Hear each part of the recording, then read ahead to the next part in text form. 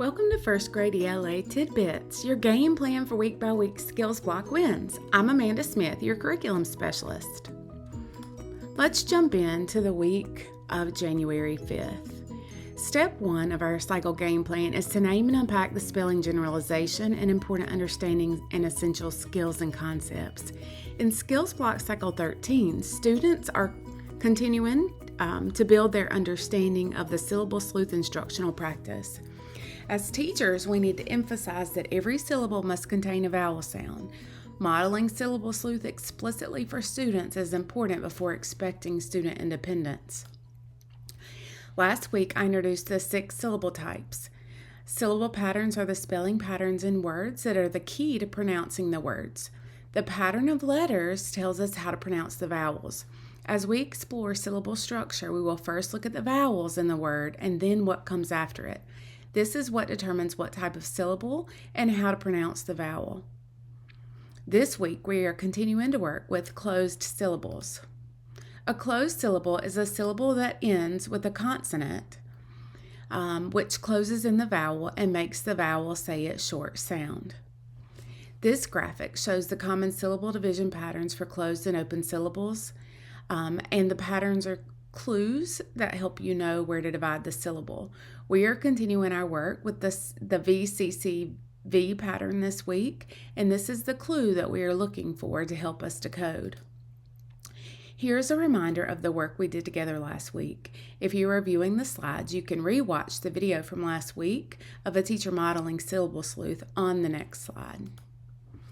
All right, the second step in my cycle game plan is understanding the standards, routines, and assessments. In Cycle 13, our syllable sleuth work continues to strengthen students' understanding that every syllable must have a vowel sound and that breaking longer words into syllables is a powerful tool for both decoding and encoding. During syllable sleuth, students examine multisyllabic words, identify vowels, determine where to divide the syllables, and use patterns to help them read unfamiliar words with accuracy and confidence. This work is essential because as students move through the middle of first grade, they begin encountering more complex words, both in their reading text and in their own writing.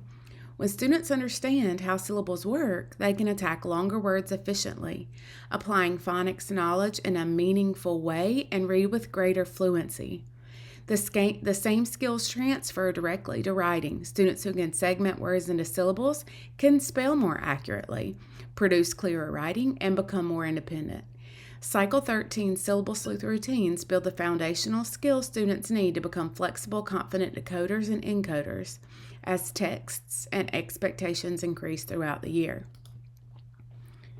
Step 3 of our cycle game plan is diving into a portion of the lesson to see how the new learning shows up. So in Lesson 66, we continue the syllable sleuth routine. I'm going to start by modeling the word cannot. So to be a sleuth or a detective, we need to know what clues to look for. When we're decoding words, our clues are the patterns we notice within words.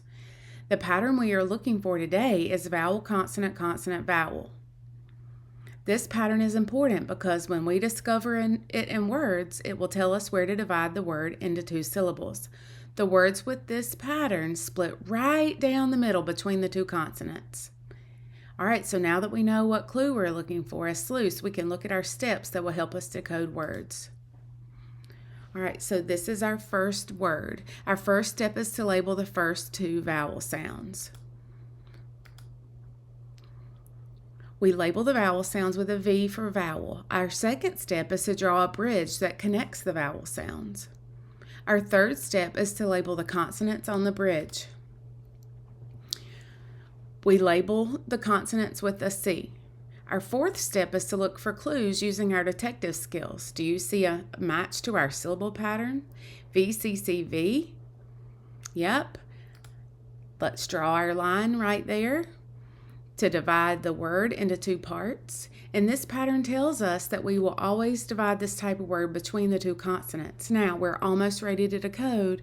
Our 6th step is to use detective skills and determine what types of syllables we have and if we have short or long vowels. All right, here is our first syllable. Is this an open or a closed syllable? Yes, it's a closed syllable.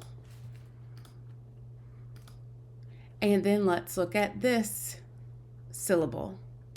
Ot. Is this an open or closed syllable? Yes, it's closed. Our vowel sound is short, and the consonant here is closing this vowel in. Same thing for the first one. So now we know we have a closed syllable and a closed syllable. So now k and can, ot, not, cannot. All right, now in the lesson, you will do this with the students, but for the sake of our tidbits, you go ahead and take a stab at it. Practice right now. You can pause the video and go ahead and do your syllable sleuth work. All right, check your work. Now that we've had a chance to review syllabication and dive into this cycle, we're better able to identify misconceptions and plan ahead. So here's a few just-in-time supports for your students with syllabication. Thanks for joining me for this week's tidbit. See you back next week.